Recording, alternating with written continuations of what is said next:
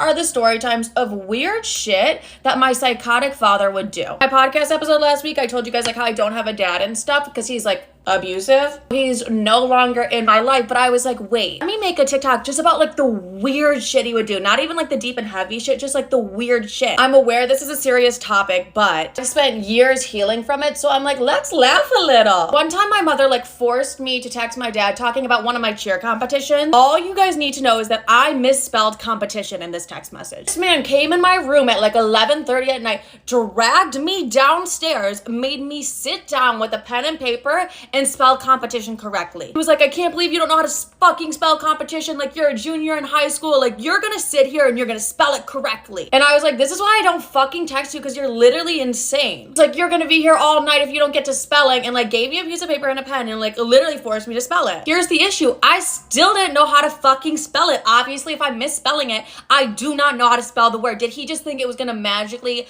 come to me? So I'm sitting there, I'm like, competition. I'm sounding it out like competition. Like, I couldn't. I still can't fucking spell competition to this day. He's like making me write it and I'm getting pissed. I'm like, you're so fucking dumb and weird. Like, who does this? I'm screaming for my mom. I'm like, Mom! He's like, your mother's not gonna come and help you with this. I'm like, I just want to go to bed. Like, I have school at 7 a.m. Like, fuck how to spell competition. I don't need that. At this point, 30 minutes has gone by and I'm still not spelling competition correctly. And I'm like, whatever, fuck this. I'm going to bed. And he's like, if you move, I'm taking away your phone. I just look at him and I go, wait, my mother pays for my phone. You can't do shit. I awoke in the beast with that statement. At this point, my mother comes down the stairs and she's like, what the fuck is happening? Like, what are you doing? And I'm like, this fucking psychopath is making me spell competition because I misspelled it in a text message and I still don't know how to fucking spell it, Mom. Mom's like, just go to bed. Like, leave him. Like, just go. My dad's like, if you move, it's gonna be a problem. I'm taking your phone. I'm like, the phone Mom pays for? And I walked up my stairs and took my ass to bed, but I was like, I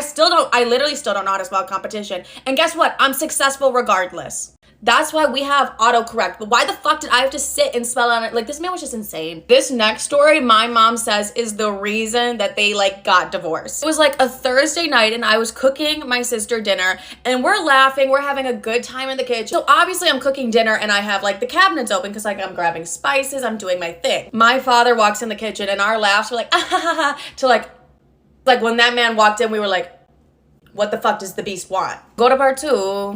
So my dad comes in the kitchen and we're both like, and he's like, close the cabinets. And I'm like, no, like I'm literally in the middle of cooking. Like I'm not gonna close the cabinets because like I'm just gonna have to open it in 2 fucking seconds. And he's like, close the cabinets. And I'm like, why? And he's like, cause I said so. Close the fucking cabinet. I'm like, you literally came in here to tell me to close the cabinets? Like, why do I need to close the cabinets? He's like, don't ask me fucking questions. At this point in my life, like I did not like this man. I had no respect for him. So I look at him and I go, no. I'm cooking my sister and I dinner because my mother's working. I'm gonna leave the cabinets open because I'm cooking. And he's like, close the fucking cabinets. And didn't have a reason. It's like, why do the cabinets need to be closed? You know, like I'm in the midst of like just the dumbest shit. And I look again and I'm like, no. This man bolts towards me and I like run the fuck upstairs. My mom comes home. I'm in tears. I'm like, why did this weird fuck want me to close the cabinets? Like it literally made no sense. I was just trying to cook us dinner because like we didn't have dinner yet. My mom's like, don't worry about it. Like, I don't know why he wanted you to close the cabinets. My dad wanted to take me out of like all my competitive cheerleading and like my school cheerleading because I wouldn't close the cabinets and like didn't want me to have a social life. Literally, because I wouldn't close the cabinets because I was cooking fucking dinner. Like that's what he wanted my punishment to be. But what you guys need to know was I wasn't in school for a year before that because of like really bad anxiety. So I missed my like entire year of school. And I was just getting back into the swing of things. And my mom was like, no, like I cannot have her out of any social thing. She'll just go backwards. Like we can't do that. And my dad was like, then I want a divorce. And my mom was like, good, let's fucking get one. All because I did not want to close the cabinets because I was cooking fucking dinner. Like it was just the weirdest shit ever. It's like, why does it matter if the fucking cabinets are open? One time when I was 15 years old and I had no idea how to drive, my father woke me up and forced me to drive him to the train station. My mom and sister were like out of town and I was the only one home. You guys, like, I literally didn't even have my permit at this point, and the train station was 3 blocks away. I'm like bawling my eyes out. I'm like, I don't know how to drive. I don't know how to drive. And he's like, I'll fucking teach you. Just get in the car and drive me. And it's like 7 in the morning. I'm bawling my eyes out behind the steering wheel. I'm like, I'm gonna crash. He's like, shut the fuck up. I'm like, I'm gonna die. Like, to make matters worse, he's yelling at me like, why don't you know how to drive yet? I'm like, I'm 15. I have a late birthday. He like gets off at the train station. He's like, see, it wasn't that bad. I'm like, wait, I don't know how to get home. I don't know how to drive home. I can't drive home alone. He's like, figure it out. I'm like, what the fuck? It took me 20 minutes to go 4 blocks. I had no idea how the fuck to drive. Like, I only had driven with my mom in like the cemetery. That's all I knew. I literally drove 5 miles per hour going home and was just bawling my eyes out the whole time. And that's the story time of just weird shit my psychotic father would do. My mother's hoish ways cost her life. My mom got this new amazing high-demand job opportunity that had her practically flying to New York every week. So then after about a year of doing that, she sat me down and said, you know what, we're going to just have to make the move because this is costing me too much. So I had to say goodbye to all my friends that I've known my entire life, completely start over, be depressed for a while, then get used to New York. Literally lived in New York for 1 year and she said the same exact thing and we had to move to Houston. After a while, I was like, I am not doing this ever again. Had to relocate all the way to Houston and start my friendship all over again. Then I heard her on the phone one time, and this is when we already lived in Houston. She's like talking to someone saying, you know what? I'm so sick and tired of moving across this entire country. Why don't you just leave us alone so we can live in peace? Then she puts the phone on speaker and I hear it's my dad. And he's going on saying, no, you can't marry me and then mess with my brother and then mess with his best friend and then mess with my best friend. He then found out where we were and then she had a heart attack.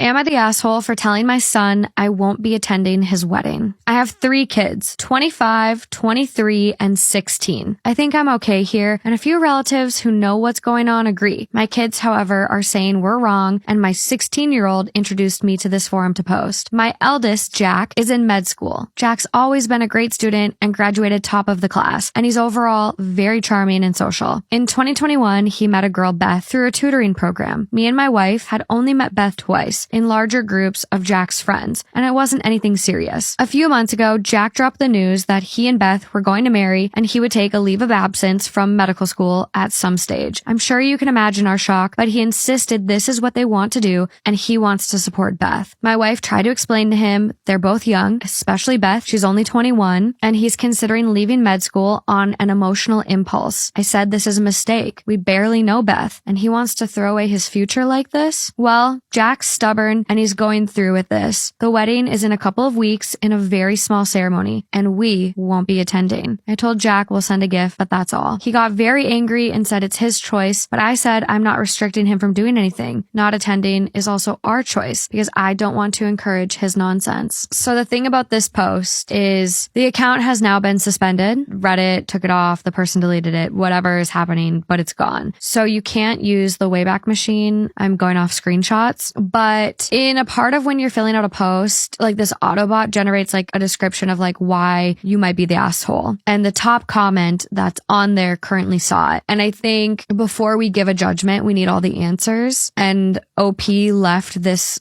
information conveniently out of the post. And I don't think it's fair for us to give a judgment on this one unless we really know everything. So the top comment says, you conveniently leave out that Beth is terminally ill in the main post, but not in the judgment bot reply. I'm guessing that the leave of absence from medical school is planned for her late stage illness where she'll be, dying. You're the asshole. Edit to add, I see you made a quick little edit to now include that Beth has terminal cancer after getting called out for not putting it in your original post. OP, you're an absolutely cold-hearted asshole. A lot of women dream of having a wedding their whole lives, and he's making sure she gets that before she dies so very young. Instead of understanding that and being compassionate, all you can think about is how this might impact, and let's be real, it won't, your son's lucrative career. Gross. My best friend lost a parent a year and a half ago, which led him to a mental health crisis. Our friend group has been picking up the pieces ever since. He's doing much better now and he's in therapy, but he's definitely gone through it. What has complicated matters worse is my fiance. It goes without saying that I love her, but she is the definition of a busybody sometimes. My best friend is a very private person. She knows something happened with him, but she doesn't know the details of what that something is. She probably never will, but because she's around me and my friends often as my fiance and I live in the same house, she hears bits and pieces of the story and presses for more information. I try to circumvent this as best I can. For example, I step out of the room for specific phone conversations, but still, it's hard to limit the discussion about it sometimes. If it's necessary, we bring it up and she's around in person, we'll refer to the Nolan situation without giving specifics. Nolan will also stop by at my place at night when he can't sleep. This doesn't happen all that often, maybe twice a month. He'll text me or call me saying he's outside. I'll go sit with him and maybe smoke a little bit, then he'll head home. I'll wait up until I know that he got home safely, then I'll go back to sleep.